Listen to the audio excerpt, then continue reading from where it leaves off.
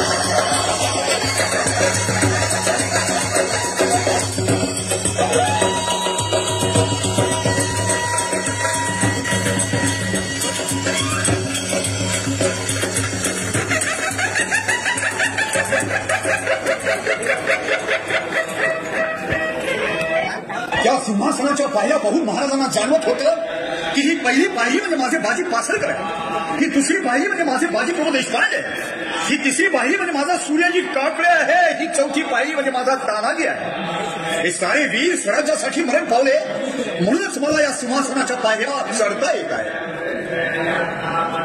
महाराज थांबा, तुम्ही आता या स्वराज्याचे भूपती होणार आहात. धर्मशास्त्राच्या आणि वेदांच्या आज्ञेप्रमाणे तुम्ही प्रतिज्ञा घ्या. म्हणा. ही पृथ्वी माझी पत्नी असून ही प्रजा माझी अपत्य आहे. मी त्यांचं राजा या नात्यानं अत्यंत मायेनं पालन पोषण आणि संरक्षण करीन. जर मी माझ्या कर्तव्यात चुकलो तर स्वतः होऊन सिंहासनावरून खाली उतरीन. जर माझं दुर्लक्ष झालं तर माझा राजपुरोहित माझ्या मस्तकावर धर्मदंडानं प्रहार करीन आणि मी धर्माज्ञा म्हणून सिंहासनावरून उतरीन आणि राज्य त्याग करून निघून जाईल.